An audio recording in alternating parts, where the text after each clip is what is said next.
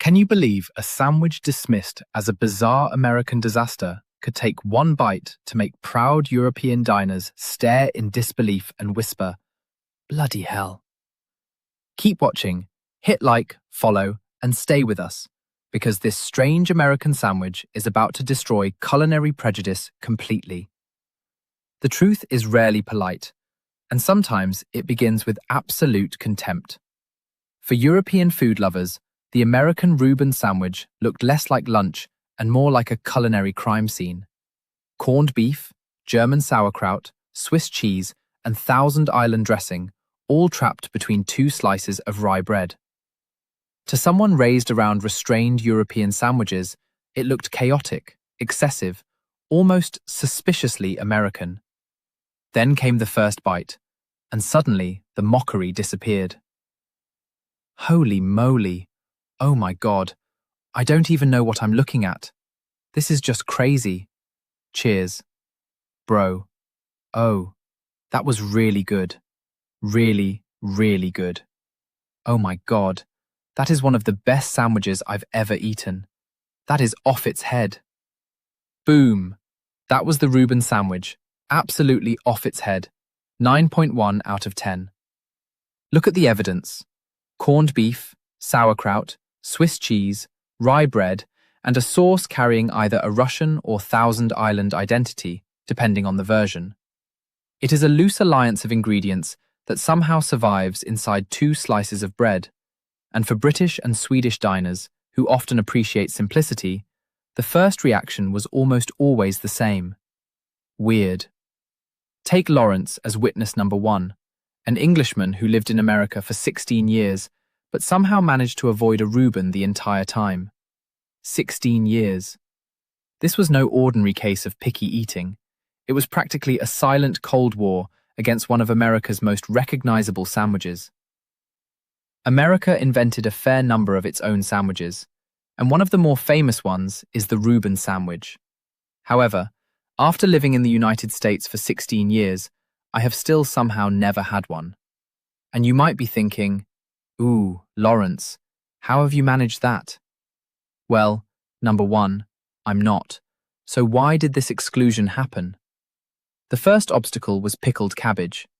Sauerkraut, to the British imagination, belongs quietly on a plate, perhaps beside something else, but not soaked into a hot sandwich between slices of bread.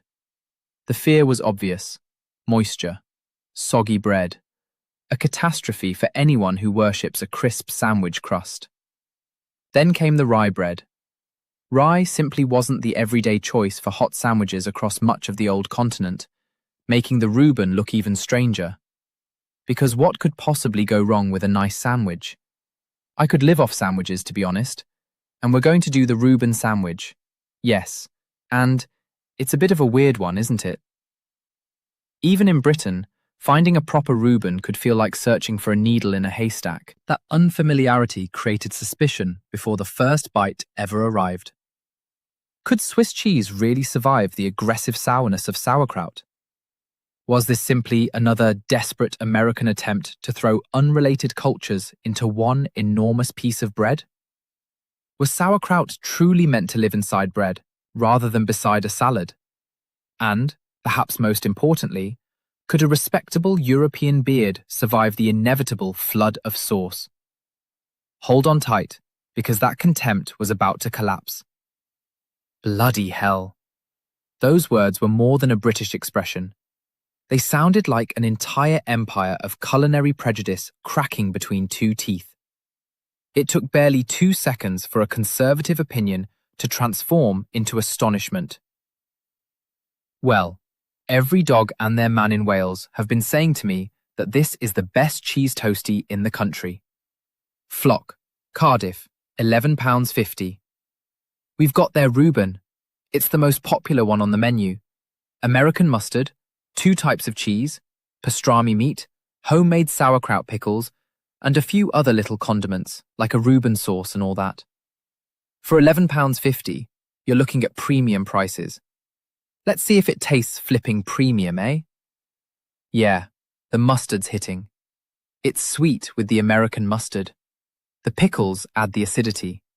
You get the umami from the pastrami, and that sauerkraut just orchestrates the whole thing. You know, it kind of just, that one, on the side, eh? Mm-hmm. 11.50. It's pretty premium prices, and it is tasting pretty premium. I'm really enjoying it. 8.5. It's decent, yeah. It's pretty damn good. It's up there for cheese toasty land. Is it the best in Wales? You guys, you love to argue about all that. So get in the comments. Tell me, does it deserve the 8.5 or am I capping? Tell me that as well, because you love to do that, you little bastards. See you later. Then came Louis. He described eating the Reuben as if he had walked directly into heaven. And the terrifying part was that he apparently had no desire to return. Ask me where I am again. Where are you, Louis? Heaven. And I don't want to leave from heaven. I don't. This is unbelievable. Oh man. The transformation was almost cinematic. Imagine the scene.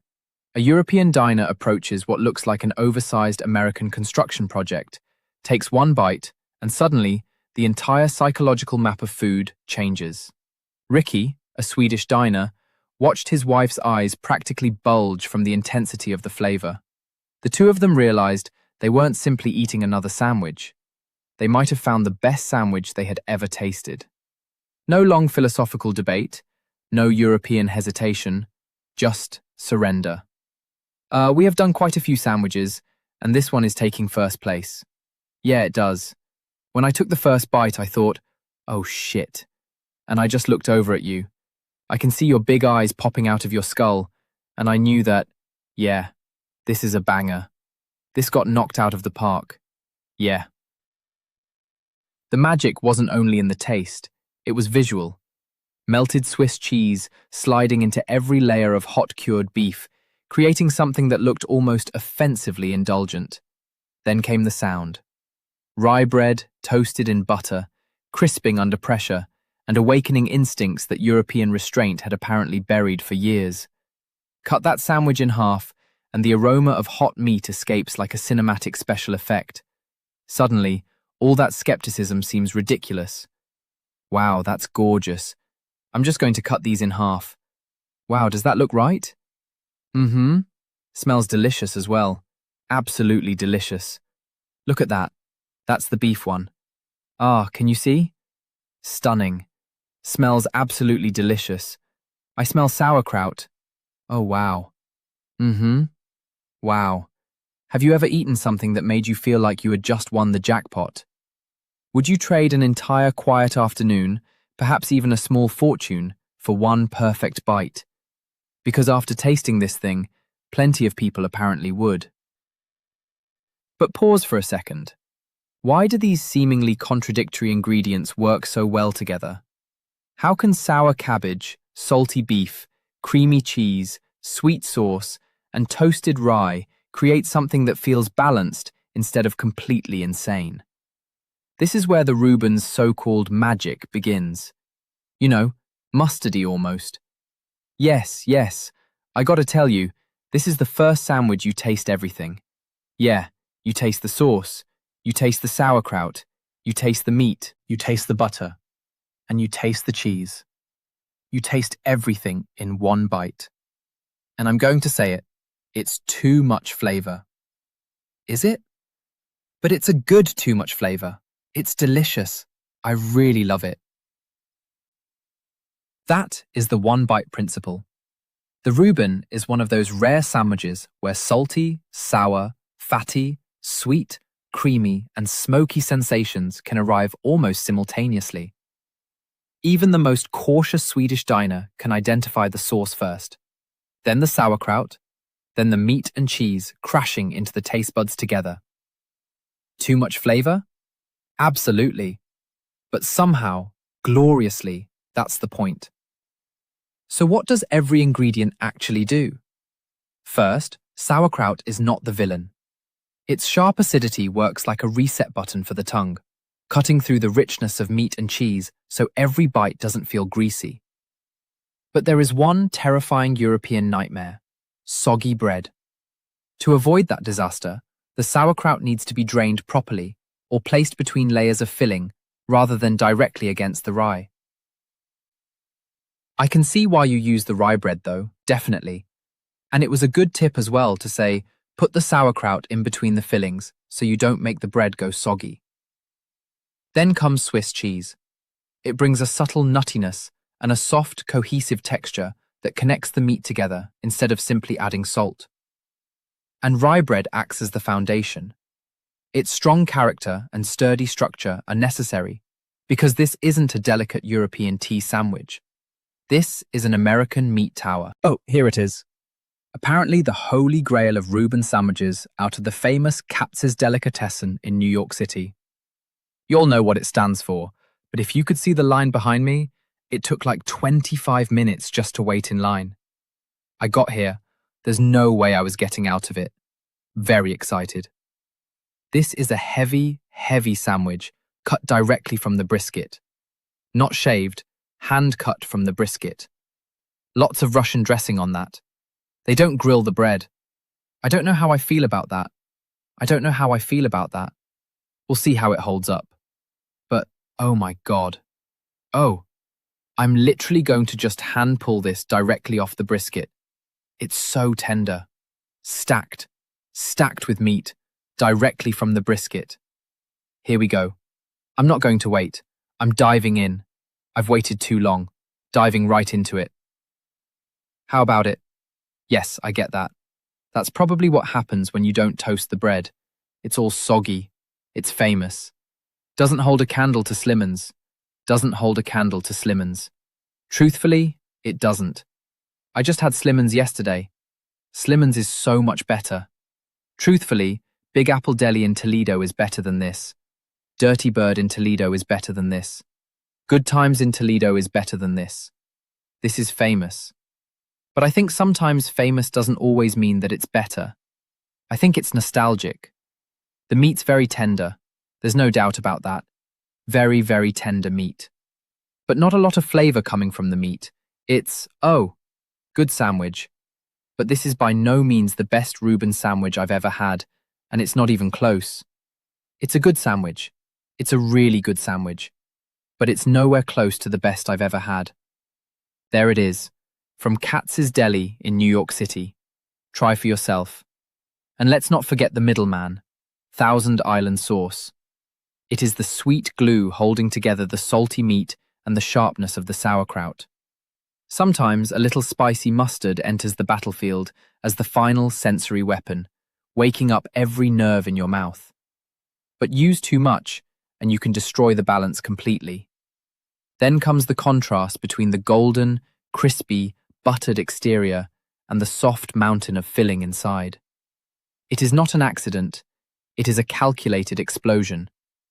Do you think you're sophisticated enough to identify 5 different layers of flavor in 1 second? Or are you simply chewing faster because you're terrified someone might steal your next bite? In your opinion, is the pickled cabbage the savior of this sandwich or the troublemaker? Leave your verdict below. And speaking of stealing, look at the amount of meat. This is the kind of quantity that could make a modest London or Stockholm sandwich quietly crawl under the table in shame. Prepare yourself, because this is where the American protein attack begins. Meat. Not 2 miserable, paper-thin slices like the cold cuts you might encounter in London or Stockholm. We're talking about a genuine protein assault. For a European diner seeing a real American Reuben for the first time, it can look like a geological event. Layer after layer of beef rises upward, creating a structure that seems to challenge both physics and the limits of the human jaw. Why were British diners so shocked? Because, as Lewis bluntly explained, we've never had so much meat in a sandwich in England. In the old continent, sandwiches are supposed to whisper. They are about restraint, moderation, subtle portions. In America, the Reuben does the opposite. Salted beef, corned beef, or pastrami become the rulers of the plate. Bread is almost an afterthought, a flimsy supporting character desperately trying to hold together the enormous population of meat sitting on top of it. But don't mistake quantity for poor manners. The real magic is tenderness. Lewis described his teeth passing through that enormous layer of meat almost as easily as cutting through butter. The beef was so tender that it practically dissolved, destroying the stereotype that American sandwiches are nothing more than giant piles of tough, chewy meat. That tenderness requires technique. The meat has to be sliced against the grain, breaking down those powerful muscle fibers and transforming them into juicy ribbons. And if you want numbers to understand just how ridiculous this gets, look at Lawrence. He prepared 8 pounds of meat, more than 3.6 kilograms, for only a few portions of homemade Reuben. Or travel to Katz's Deli in New York, where one sandwich can cost around $35.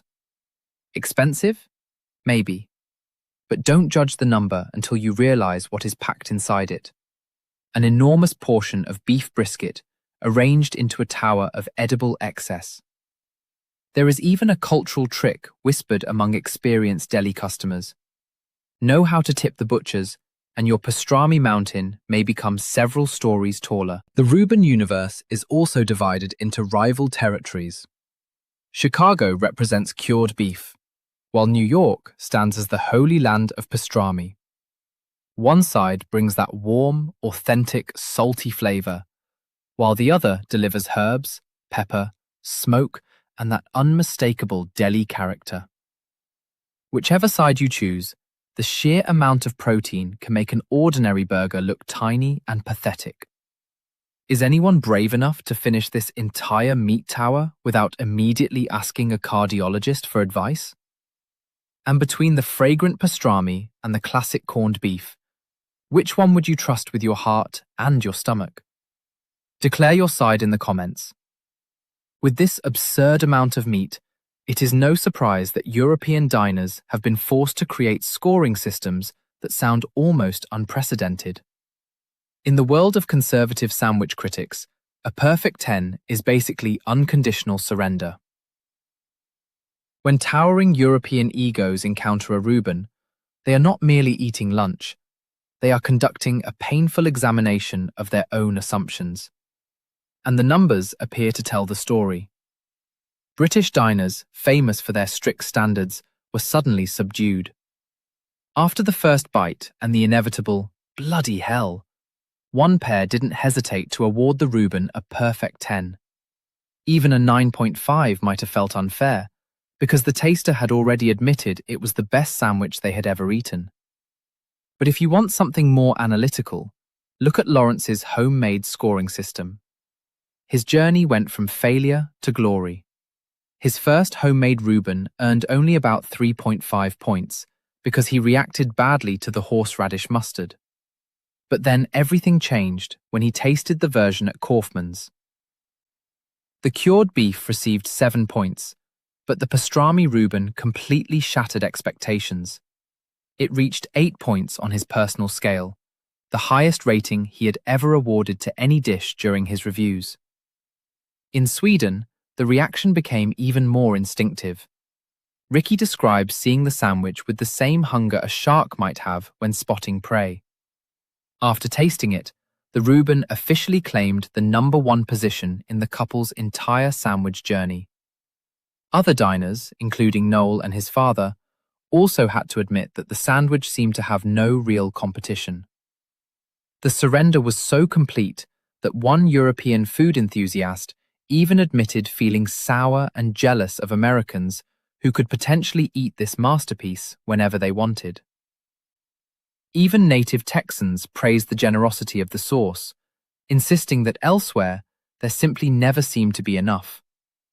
These scores weren't merely numbers anymore. They became symbols of recognition, proof that something previously mocked as excessive could become a source of American culinary pride. If the rating scale runs from 1 to 10, what would you give the Reuben? Does it deserve an Olympic gold medal for breaking through some of the toughest culinary prejudices on Earth? Or is the hype simply too much? Tell us what you think. But if you believe the Reuben is merely food, you're missing the bigger story. To understand why even the most skeptical European diners eventually surrender, we have to travel back to the places where this sandwich became part of American history. This is more than lunch.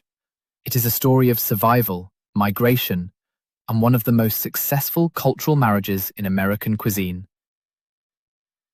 Start with Katz's Delicatessen, a New York institution standing since 1888. This isn't simply another restaurant. For many diners, it represents the gold standard against which Reubens are judged. Here, the butchers aren't just employees behind a counter, they are artisans. Would you stand in line for hours just to watch them work their knives, turning hot pastrami into those famous slices? For countless people around the world, eating a Reuben at Katz's has become something close to a lifelong culinary pilgrimage. But New York isn't the only battlefield. Travel to Chicago and visit Kaufmann's, opened in 1963 by Maury Kaufman, a concentration camp survivor. Every slice of meat carries a story of survival, memory, and endurance. New York may be the pastrami mecca, but Chicago has its own powerful cured beef identity. And if you're searching for an old-school hidden gem, Manny's Deli in Chicago carries the spirit of those traditional sandwiches that refuse to disappear. Even the argument over who invented the Reuben sounds like a detective movie.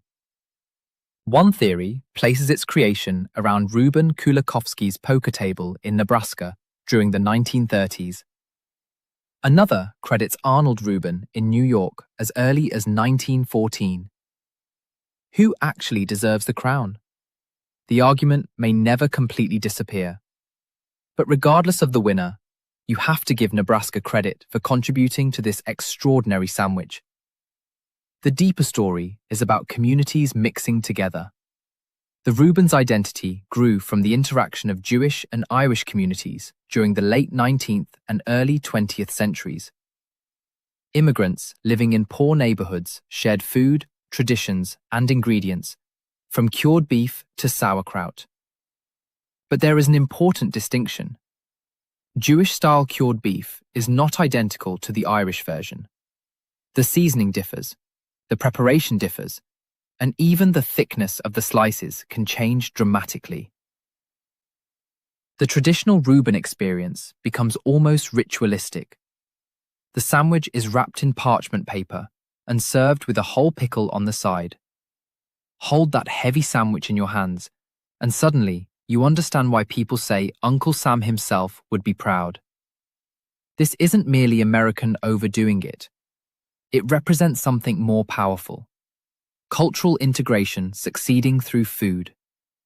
And after all those perfect scores, historical arguments, dramatic reactions, and emotional explosions, one undeniable truth has emerged about the Reubens' place in the culinary world. This invasion required no weapons, no cannons, no battlefield. It ended with the crisp sound of teeth meeting toasted bread and the sudden silence of people who had once mocked the sandwich. Every stereotype has an expiration date. And with the Reuben, that expiration date arrives the instant your teeth touch the hot filling. People who once called it weird don't simply eat it now. Some openly talk about learning to make it at home again and again, because the sandwich becomes strangely addictive. Isn't that ironic? A British gentleman tastes one and suddenly declares that he needs to buy a plane ticket to America just to eat another. That's not merely exaggeration.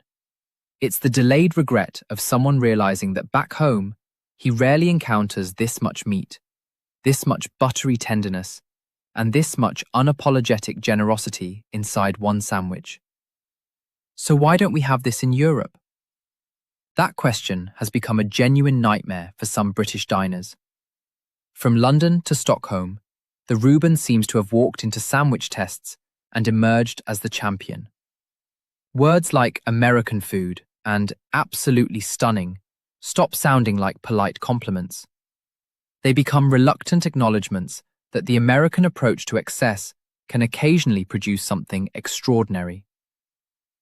This sandwich crossed borders without asking permission. It connected England and Sweden through a single plate. And some diners admit they still think about that first bite, the moment their entire culinary worldview flipped upside down. The original skepticism was replaced by confidence.